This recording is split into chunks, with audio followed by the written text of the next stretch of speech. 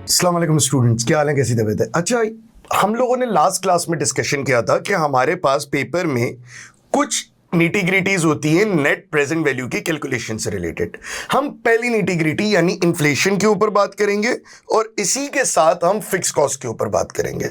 आज की क्लास में हम सबसे पहला काम इन्फ्लेशन पे बात करेंगे, उसके साथ दूसरा काम हम ये करेंगे कि हम फिक्स कॉस्ट पे बात करेंगे और तीसरा काम हम ये करेंगे कि सिर्फ इन्फ्लेशन से कनेक्ट करके दो सवाल आज आपका भाई आपको एक्सेल पे करके दिखाएगा।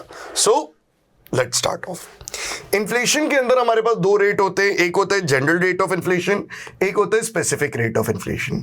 जनरल रेट ऑफ इन्फ्लेशन का मतलब यह है कि हर चीज एक ही रेट ऑफ इन्फ्लेशन के साथ बढ़ रही है कंटिन्यूसली, और स्पेसिफिक रेट ऑफ इन्फ्लेशन का मतलब यह है कि हर चीज का अलग रेट ऑफ इन्फ्लेशन दिया है और वो सिर्फ उससे बढ़ रही है। क्लियर? जनरल रेट क्या था? हर चीज एक ही रेट से। स्पेसिफिक मतलब हर चीज अलग अलग रेट ऑफ इन्फ्लेशन के साथ इंक्रीज हो रही है।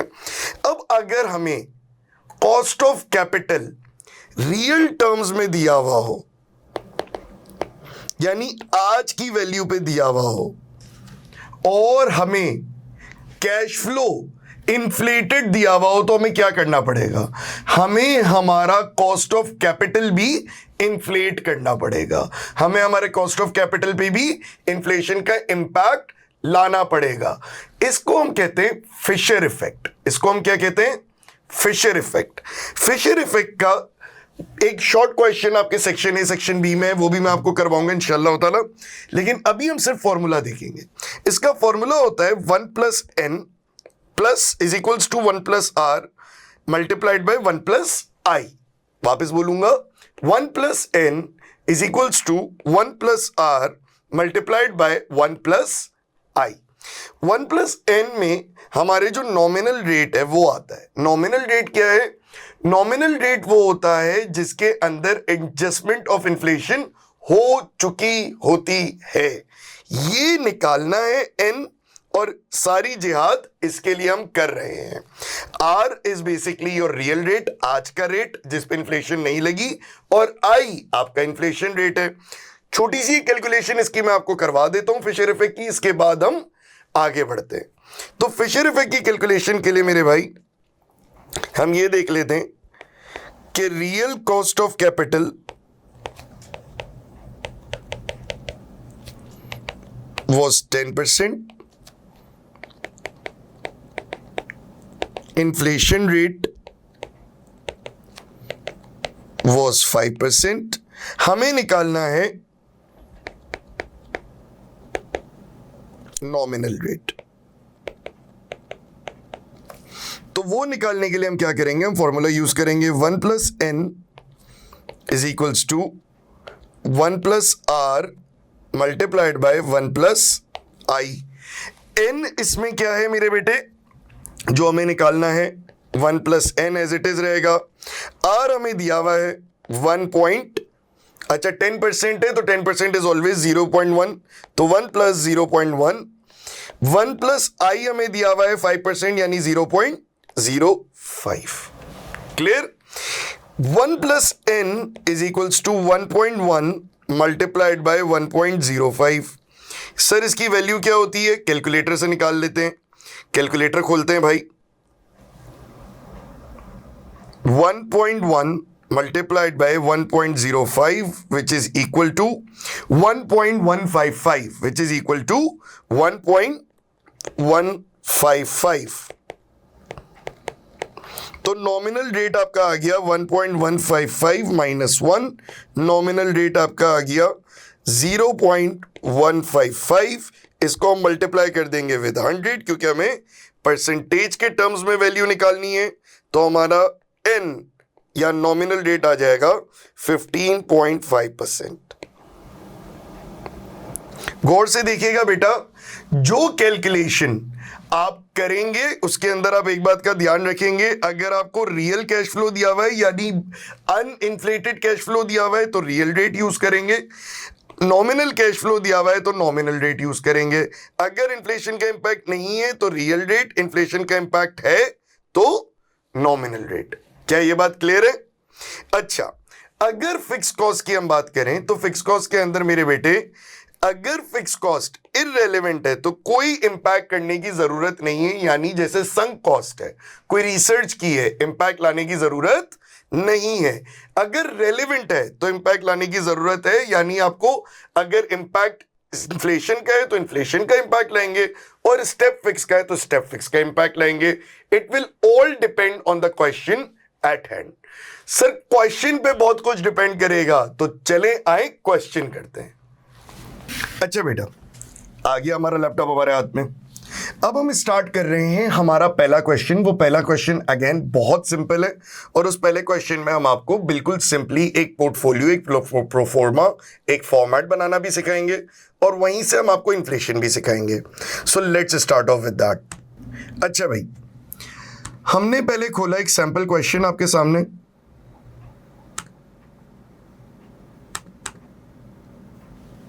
ये सैंपल क्वेश्चन आपके सामने आ गया। Company made an investment of 70,000, यानी कंपनी ने 70,000 रुपए की इन्वेस्टमेंट की है, राइट? कंपनी ने कितने की इन्वेस्टमेंट की है? 70,000 की। सेल्स वॉल्यूम आपका है 15,000 for each unit and it will be done for 3 years, यानी ये 3 साल का प्रोजेक्ट है। सेलिंग प्राइस है 15 पर यूनिट, वेरिएबल कॉस्ट है 5 per unit. Incremental fix cost होगी आपकी 15,000। इन्फ्लेशन अप्लाई करेगी सेलिंग प्राइस पे भी और वेरिएबल कॉस्ट पे भी एट अ रेट ऑफ 5%। अच्छा, एक बात जो आपने देखनी है वो ये है कि नॉमिनल कॉस्ट ऑफ कैपिटल आपको दिया हुआ है, आपको फिशर इफेक्ट लगाने की जरूरत नहीं है। आपको नॉमिनल कॉस्ट ऑफ कैपिटल दिया हुआ है, आपको फिशर इफेक्ट लगाने की जरूरत नहीं है, वरना अगर हमें जरूरत पड़ती तो मैं आपको फिशर इफेक्ट का फॉर्मूला बता के ये जरूर लगवाता। क्या ये बात क्लियर है बेटा? क्या ये बात क्लियर है मेरे बच्चे? अगर ये बात क्लियर है तो let's start of with the question. हम स्टार्ट कर रहे हैं, पहले हम लिखेंगे कैश फ्लो की डिटेल्स, फिर हम यहां पे लिखेंगे ईयर्स। ईयर कौन सा है वो लिखेंगे। ईयर पहले है 0, 1, 2, 3, 3 साल का प्रोजेक्ट है, 3 इयर्स लिखे। याद रखना बेटा, जब हम इन्वेस्टमेंट की बात करते हैं, जब हम इन्वेस्टमेंट की बात करते हैं ना मेरा बच्चा, तो ये हमेशा ईयर 0 का काम है, ये हमेशा ईयर 0 में यूज होगा।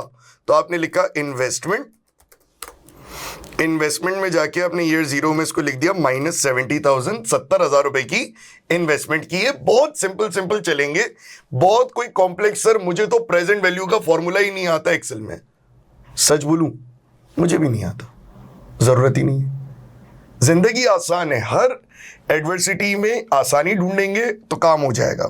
आसानी बनाते हैं अपने लिए। अब क्वेश्चन ये कह रहा है कि सेल्स की बात कर लो। Sales will be 15,000 units for each years for 3 years and selling price is 15। सही है। और आपके पास इन्फ्लेशन दी हुई है 5% की। अब आपके पास इसको निकालने के 2 रास्ते हैं, या तो मैं वर्किंग कर लूं, मैं आपको दोनों रास्ते सिखाऊंगा। आप गए यहां पे, आपने लिखा वर्किंग 1, आपने यहां पे बनाई वर्किंग 1, सेल्स वर्किंग 1, इसको बोल्ड कर दिया ताकि एग्जामिनर को देखे 1, 2 और 3। आपका सेलिंग प्राइस दिया हुआ है 15, ऐसा ही है बेटा। आपको इन्फ्लेशन रेट दिया हुआ है 5%। आपने इसको कॉपी पेस्ट कर लिया। देखें बेटा, हमेशा एक बात याद रखिएगा, जब आप एक्सेल यूज कर रहे हैं तो इसके लिए अपनी जिंदगी को आसान बनाएं, राइट? आपको इन्फ्लेशन रेट दिया हुआ है 15 और आपको रेट दिया हुआ है यहाँ पे 5%, ठीक है? अब ये बात याद रखना बेटा कि इसके अंदर एक ब्लंडर है, अगर हमारा बच्चा ये हरकत करता है तो इन्फ्लेशन रेट तो भले आप एक साथ ही कॉपी कर लें, कोई फर्क नहीं पड़ेगा, लेकिन अगर आप इसकी वैल्यू को कॉपी करेंगे तो ये सिर्फ 1 साल की भी प्रेजेंट वैल्यू आपको दी हुई है, रियल वैल्यू दी हुई है, इन्फ्लेटेड वैल्यू नहीं दी हुई। तो अब हम इन्फ्लेटेड वैल्यू निकाल लेते हैं, ठीक है? इन्फ्लेटेड वैल्यू कैसे निकलेगी? आपने इसको 15 को जो आपको सेलिंग प्राइस दिया हुआ था मल्टीप्लाई करना है विथ 5%, लेकिन 5% इंक्रीज करना है, आज से 5% बढ़ाना है, तो आप करोगे 1.05। 1.05 कैसे? 1 आज का प्लस 0.05, ब्रैकेट क्लोज किया, एंटर दबाया, तो आज के 15 रुपए एक साल बाद 15 रुपए 75 पैसे बन जाएंगे, हमारी सेल्स बढ़ेंगी। क्या ये बात क्लियर है? अब हम यूनिट्स को देख लेते हैं। यूनिट्स, फिर यहां पे हमारी आ जाएगी टोटल सेल्स, वरना एक शॉर्टकट है, मैं वो भी समझाऊंगा। यूनिट्स आपको दी हुई है 15,000, ये भी वो चीज है जो आप तीनों में ड्रैग कर दें, 15,000 15,000 एंड 15,000। क्या ये बात क्लियर है बेटा? अब ये बात याद रखना मेरे बच्चे कि ये आपकी ईयर 2 की वैल्यू है, इसको आप यहां पे लेके पेस्ट करेंगे, इसको आप यहां पे ले जाएंगे,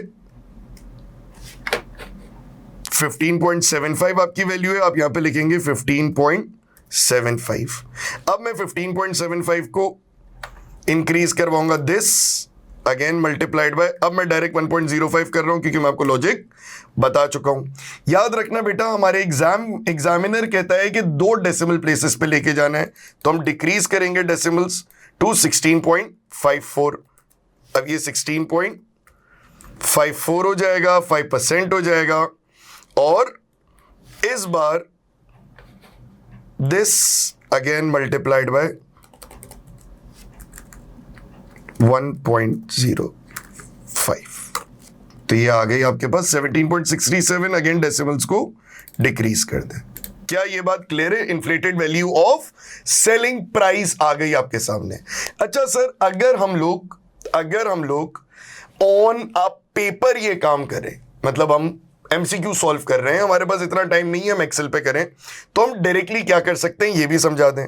मैं अगर होता तो मैं ये करता, आपको हर साल एक ही वैल्यू से बढ़ाना है, आपने क्या करना है, आपने इसको फिर यहां से फिर इन्फ्लेटेड वैल्यू को यूनिट से मल्टीप्लाई करना है, यही करना है ना। मैं आपको डायरेक्टली लेके चलता हूं। अगर आप डायरेक्टली मेरे साथ आते हैं तो आपने लगाना है इक्वल्स टू का साइन, आपने यूनिट्स उठाए 15,000, हर यूनिट की कॉस्ट उठाई 15, इन्फ्लेशन रेट लगाया 1.05, ये आपके पास ईयर 1 की टोटल सेल्स आ गई। वंस एंड फॉर ऑल आपके पास ईयर 1 की टोटल सेल्स आ गई।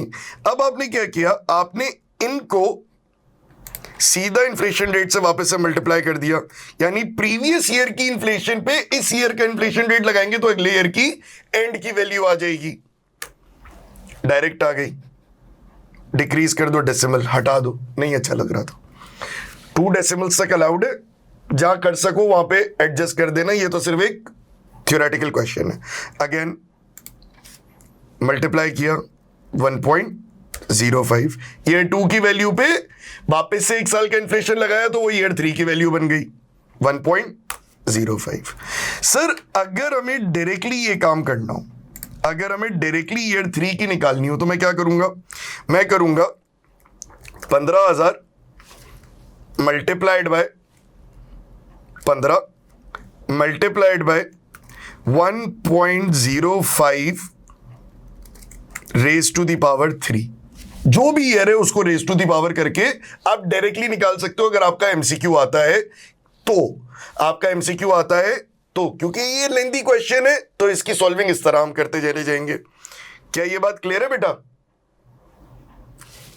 सेल्स की वैल्यू सबने निकाल ली, चलें अब आ जाते हैं वेरिएबल कॉस्ट पे। Variable cost, again variable cost की मैं पूरी वर्किंग नहीं करूंगा, मैं वेरिएबल कॉस्ट आपको डायरेक्टली निकालना सिखाऊंगा ताकि आप एग्जाम में अपना टाइम और प्रेशियस टाइम बचाएं।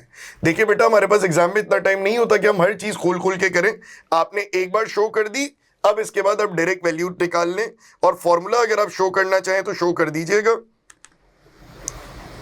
मैंने यहां पे ये चीज शो कर दी है, टोटल सेल्स अगर यहां पे शो करते हो तो वेरी गुड, नहीं शो करते हो तो एग्जामिनर नहीं माइंड करेगा इस बात को।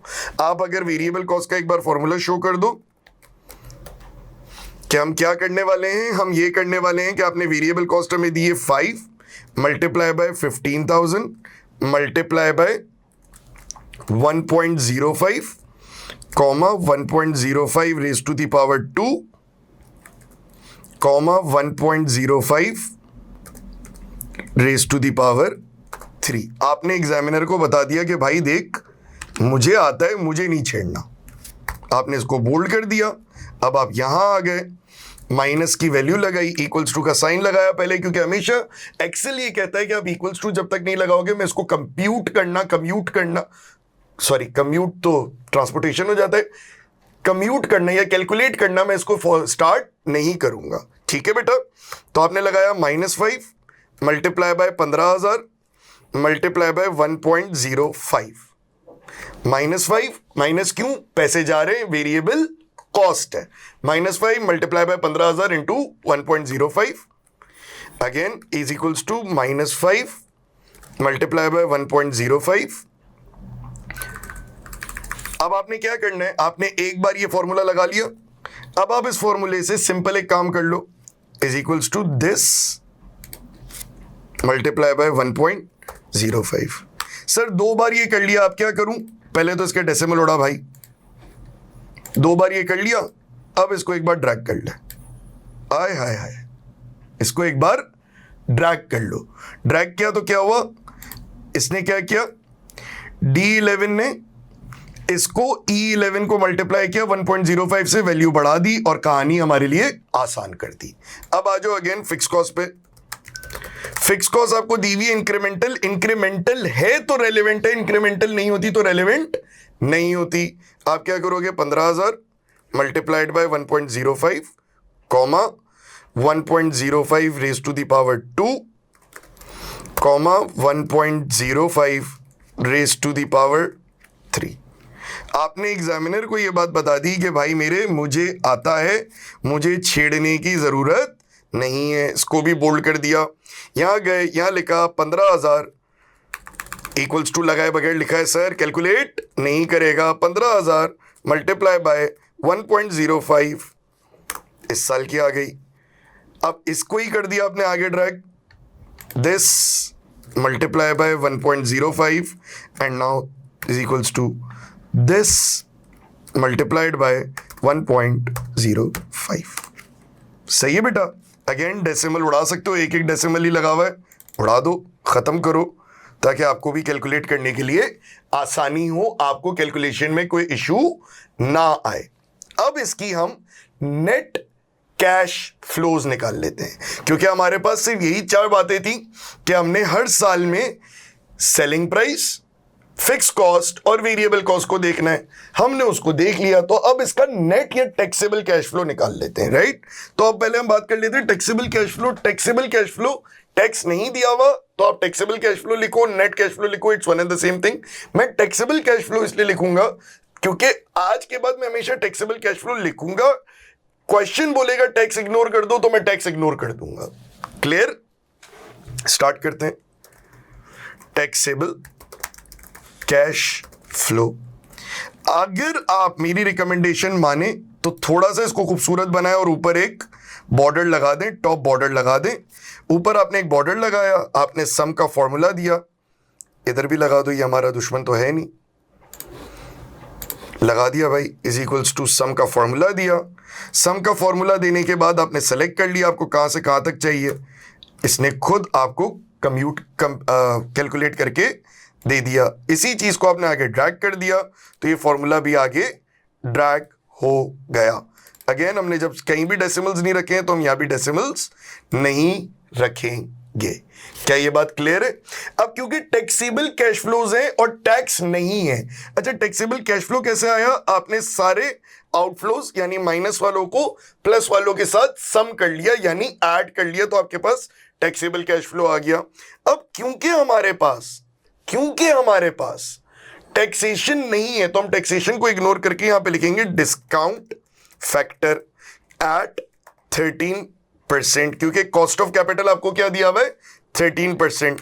13% दिया हुआ है कॉस्ट ऑफ कैपिटल। तो सर वही वाली बात है, हम आ जाते हैं मेरे फेवरेट चुलबुले टेबल पे।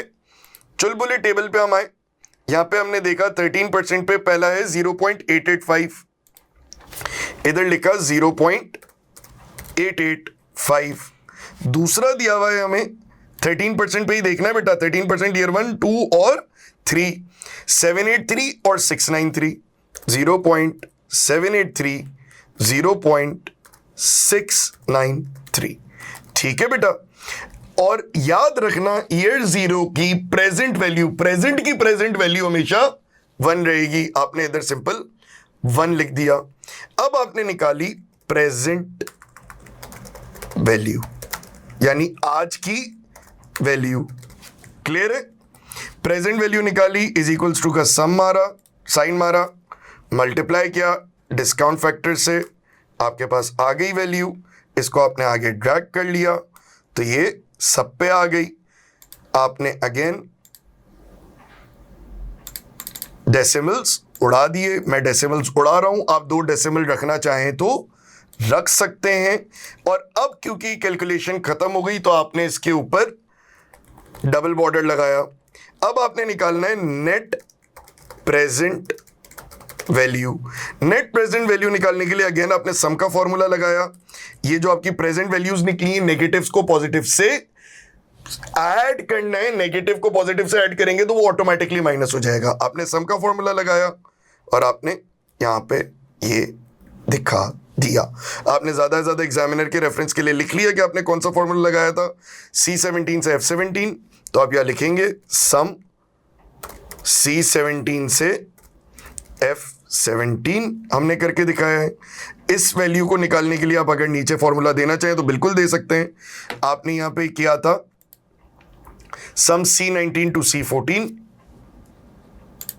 C15 टू C16 आपने मल्टीप्लाई किया है।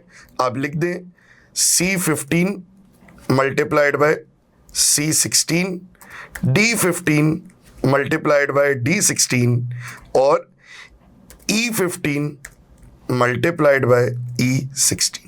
तो एग्जामिनर खुद ही समझ जाएगा कि भाई बच्चा बड़ा शार्प है, बच्चे को वैल्यू निकालना आती है। तो इस सवाल की प्रेजेंट वैल्यूज आपके सामने आई, जिसके बाद हमने इनको ऐड कर लिया तो नेट प्रेजेंट वैल्यू हमारे सामने आ गई।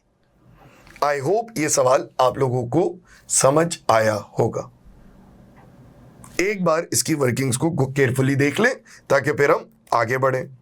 हाँ भाई, एग्जाम्पल समझ आई? मजा आया एग्जाम्पल करने में? This was our very first question that we did on Excel. चलो यार एक और काम करते हैं। क्या सर? एक और क्वेश्चन सॉल्व करते हैं, क्योंकि जितनी प्रैक्टिस क्वेश्चन सॉल्व करने की होगी ना उतना हमारे लिए बेटर होगा। कॉन्सेप्ट सीखा, क्वेश्चन किया, जब कॉन्सेप्ट सीख के हम फौरन क्वेश्चन सॉल्व करते हैं तो वो कॉन्सेप्ट कॉन्क्रीट हो जाता है, हमारे जहनों में आके अपना घर बना देता है। एक और क्वेश्चन सॉल्व करते हैं, तो एक और क्वेश्चन सॉल्व कर लें। अगला क्वेश्चन है आप लोगों के पास पेपर से। अगला क्वेश्चन कहां से है सर? आप लोगों के पास पेपर से। पास पेपर क्वेश्चन है। पास पेपर क्वेश्चन के अंदर हम ये बात कर रहे हैं कि हमारा जो एग्जामिनर है वो हमसे क्या क्या चाह रहा है और ये कौन से साल का है, क्या है, ये आप छोड़ दें। 5 मार्क का सवाल है, बहुत सिंपल सवाल है।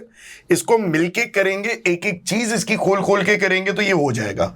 जैसे पिछला हुआ था वैसे ही हो जाएगा। बस फर्क ये था कि पिछला वाला एक ड्राफ्टेड क्वेश्चन था, मेरा अपना सवाल था, और ये वाला एक पास पेपर है। पास पेपर कर लेते हैं। PV company is a large stock listed company which is evaluating an investment proposal to manufacture product W33। W33 नाम का एक प्रोडक्ट ये बनाना चाह रहे हैं। इसकी इनिशियल इन्वेस्टमेंट है $2 मिलियन की। वेरी नाइस, अच्छी बात है भाई, होनी चाहिए। आपका प्रोडक्ट है, आप कितने का भी बनाओ कितने का भी बेचो, हमें क्या ही फर्क पड़ेगा। सेलिंग प्राइस आज की वैल्यू में करंट प्राइस टर्म बोल रहा है तो ये रियल है, इसको नॉमिनल बनाना पड़ेगा। अच्छा, सेलिंग प्राइस की इन्फ्लेशन आपको दी हुई है, वेरिएबल कॉस्ट आपको दी हुई है, फिक्स कॉस्ट भी दी हुई है। अच्छा, ये सब करंट में दिया हुआ है तो यानी ये सब रियल रेट्स दिए हुए हैं।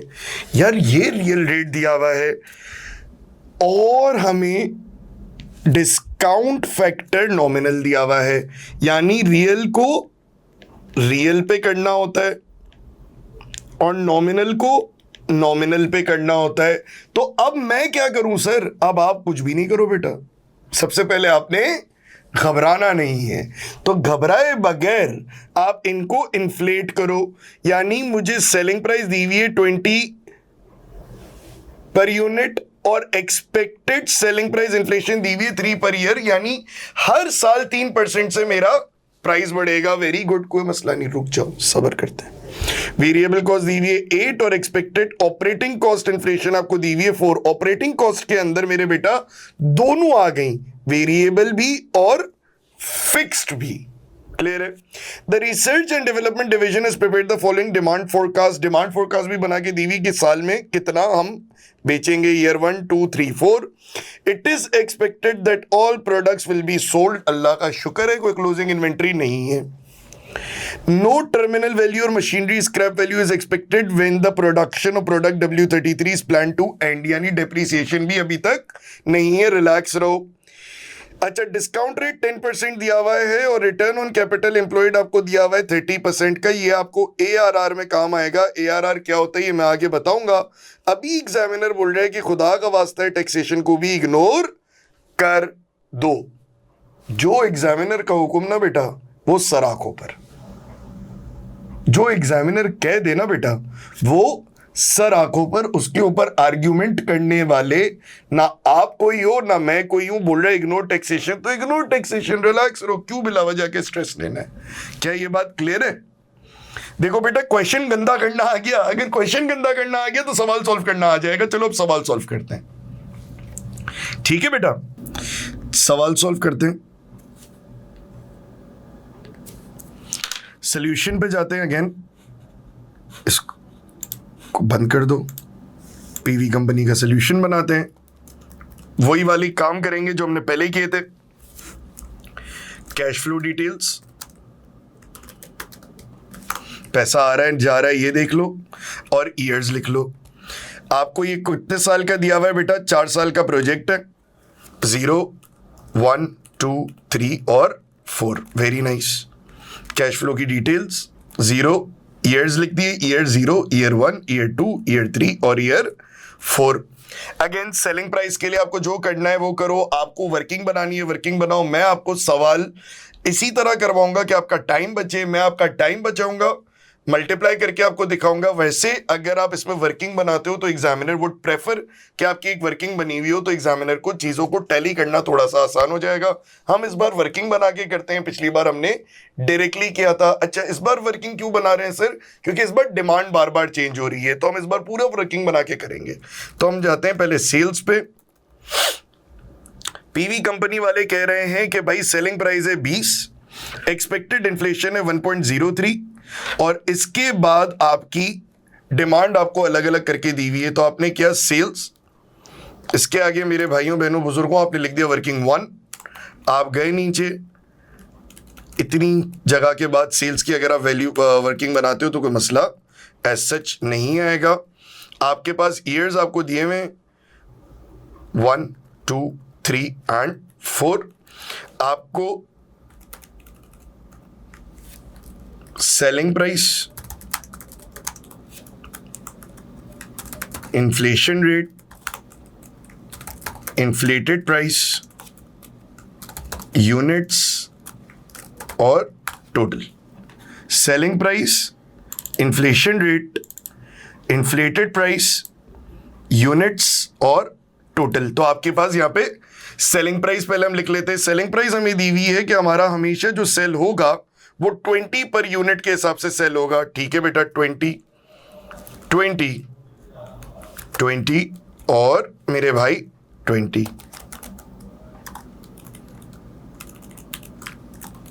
ठीक है बेटा। इन्फ्लेशन रेट भी आपको दी हुई है 3%, इसको भी हम ड्रैग कर सकते हैं। खत्म करो। मैंने जो बात बताई थी वो याद रखना बेटा। इसको ईयर 1 में सिंपली इसके 1.03 से मल्टीप्लाई कर दो, क्योंकि 3% है। पिछली बार 5 था, इस बार 3 है। आपके पास इन्फ्लेटेड प्राइस आ गया 20.6। अब सिंपली आपने ये करना है कि इसको मल्टीप्लाई कर देना है विद 1.03 अगेन डेसिमल्स मैंने पहले भी आपको बताया था कि 2 पे रिस्ट्रिक्ट कर दो,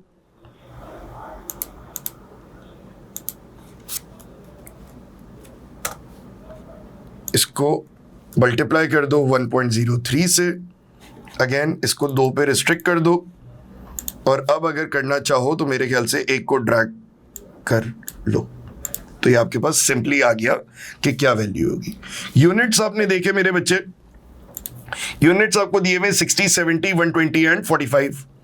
60,000, 70,000, 120,000 एंड 45,000। ठीक है, आपने सिंपली कुछ भी नहीं करना है, आपने इन्फ्लेटेड प्राइस को यूनिट से मल्टीप्लाई कर देना है। अगेन एक बार आपने फॉर्मूला बनाना है और उसको फिर आपने ड्रैग कर देना है। क्या ये बात क्लियर है बेटा? आपने सिंपली कुछ भी नहीं किया, आपने सिर्फ उठा के ये डाल दिया। अब आपने एक एक करके ये वैल्यूज को कॉपी पेस्ट करना है। 1 2 3 6 0 0 1 2 3 6 0 0 1 4 8 5 2 6 0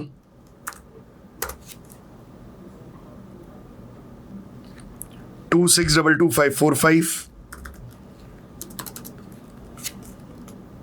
और 1 0 1 2 9 5 8।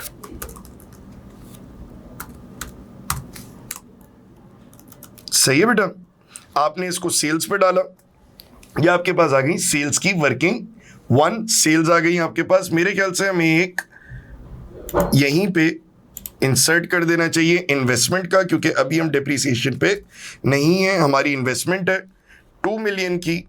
पीवी को के सवाल पे गए, ये बोल रहे हैं 2 मिलियन।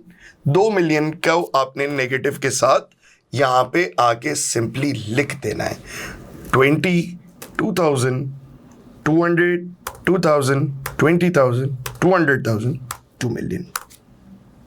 Clear sir? वापस कुछ बच्चों को मिलियन में प्रॉब्लम होता है, सिंपल काम करते हैं, कोई मसला नहीं है। -2, 20, 200, 2,000, 20,000, 200,000, 20 मिलियन। क्लियर है बेटा? आपने अपनी वैल्यू बनाई, सेल्स की वैल्यू पॉजिटिव है, इन्वेस्टमेंट हमेशा नेगेटिव होती है और ईयर 0 पे होती है। अब आप आ गए वेरिएबल कॉस्ट पे। अब हम वेरिएबल कॉस्ट के लिए सिमिलर काम करेंगे। वेरिएबल कॉस्ट हमें दी हुई है 8 पर यूनिट, कोई मसला ही नहीं है। वेरिएबल कॉस्ट वर्किंग 2, यहां आ गए variable cost working 2, again year 1 2 3 4। Variable cost आपको दी हुई है 8 per unit. Variable cost per unit is 888। अगर आपको बिल्कुल ही बाइफरकेट करना है तो मैं इसको ऑल बॉर्डर्स में डाल दूंगा आपके पास एग्जाम में, जब टाइम ना हो तो इतनी आपको डेकोरेशन करने की कोई ज़रूरत मेरे भाई नहीं है। सिंपली आपने इसको यहां से कॉपी किया, यहां लाके पेस्ट कर दिया। अब इन्फ्लेटेड प्राइस आपको चाहिए, inflated variable cost per unit चाहिए। आपने सिंपली इसको अगेन मल्टीप्लाई कर लेना है। 8 multiply by 1 point. Inflation rate याद रखिएगा बेटा, इसका अलग है और उसका अलग है। इसका 4 है, उसका 3 था। तो आपने ये क्वेश्चन में गलत हरकत नहीं करनी है, ना अपने साथ, थोड़ा केयरफुल रहना है ताकि ये आपको सिंपली काम हो जाए आपका। आपने सिंपल ये करना है 8 मल्टीप्लाई बाय 1.04, तो ये आ गया 8.32। Again this multiplied by 1.04।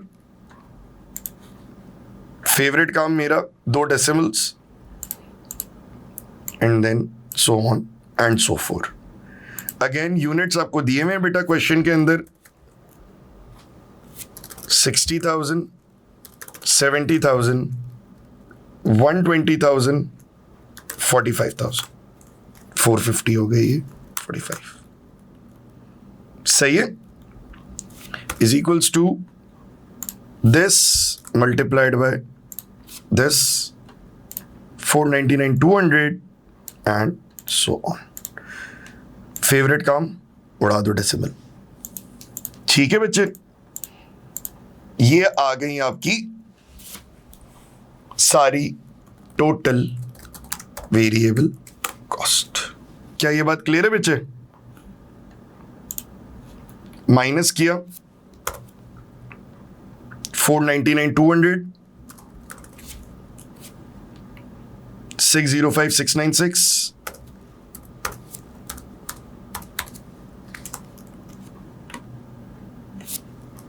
Minus 107 9869 minus 421 149। क्या ये बात क्लियर है? अब हम आ जाते हैं फिक्स कॉस्ट पे। फिक्स कॉस्ट की कैलकुलेशन इतनी मुश्किल नहीं है, तो फिक्स कॉस्ट की कैलकुलेशन को हम डायरेक्टली यहां शो कर देंगे। फिक्स कॉस्ट हमें एग्जामिनर कह रहा है कि आपकी है 170,000, करंट ईयर टर्म्स पे हर साल 4 से बढ़ेगी। लिख दो 170 multiply by 1.04 comma 1.04 raise to the power 2 1.04 raised to the power 3 comma 1.04 raised to the power 4। सही है। अब आप यहां गए, simple equals to 170,000 multiply by 1.04 is equals to this multiplied by 1.04 is equals to this multiplied by 1.04 and finally वही वाली बात, मेरा वाला काम डेसिमल उड़ाओ या डेसिमल 2 पे रख लो। मैंने कहीं भी 2 पे नहीं रखे तो मैंने यहां भी उड़ा दिए। Is equals to this multiplied by 1.04। ठीक है बच्चे, अब आपके पास आ जाएंगे टैक्सेबल कैश फ्लोज। कुछ भी नहीं करना है, टॉप बॉर्डर लगाना है ये शो करने के लिए कि हमारी इतनी कैलकुलेशन हो गई है। सम का फॉर्मूला लगाया जैसे आपको पहले बताया था, स्टार्ट से लेके एंड तक सारी चीजों पर रखा। Okay, is equals to sum, start से लेके एंड तक सारी चीजों पे रखा, खुद आ गया। अब हम इसको चाहेंगे तो हम इसको ड्रैग भी कर देंगे।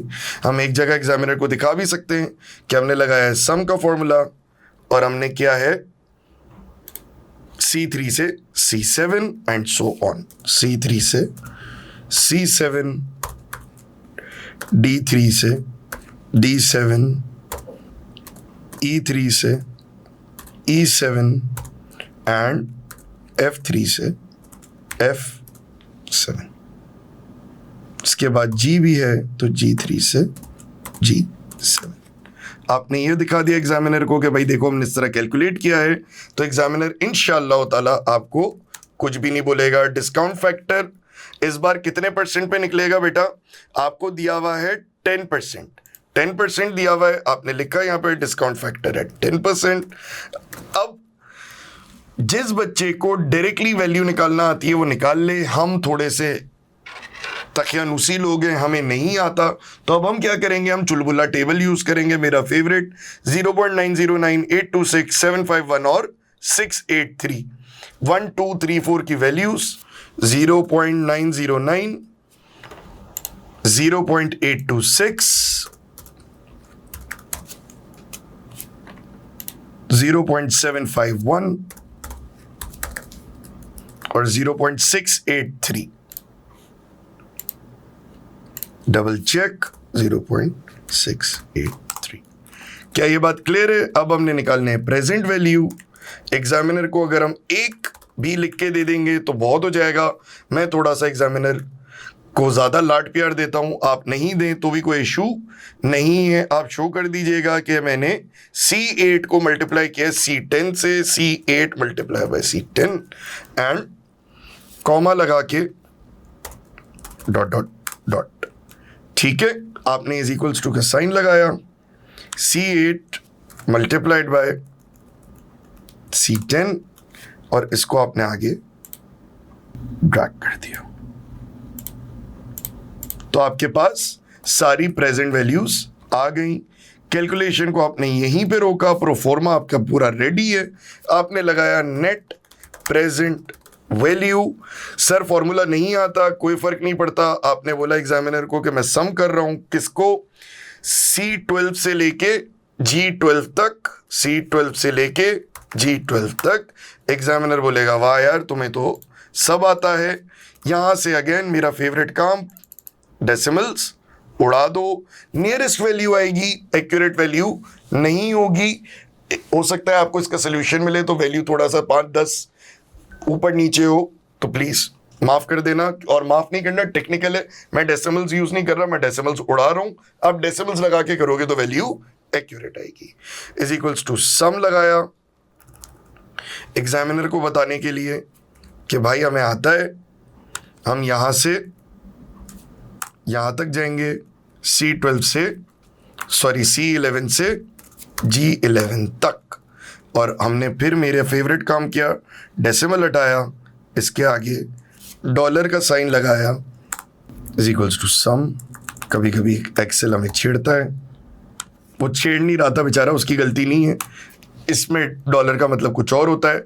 आप ऊपर यहाँ पे एक डॉलर का साइन लगा दो तो एग्जामिनर भी समझ जाएगा और एक्सेल भी समझ जाएगा। तो हमारी वैल्यू आ रही है 366993। क्योंकि ये पॉजिटिव है तो हम आगे कमेंट कर देंगे, as the NPV is positive the company या पीवी को should continue with the project. ये हमारा पूरा सॉल्यूशन है पार्ट ए का।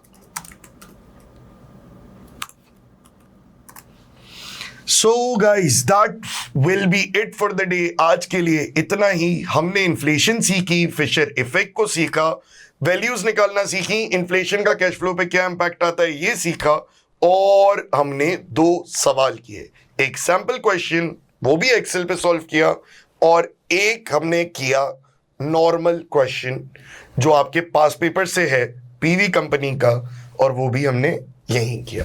Thank you so much. This is Shahryar Javed signing off.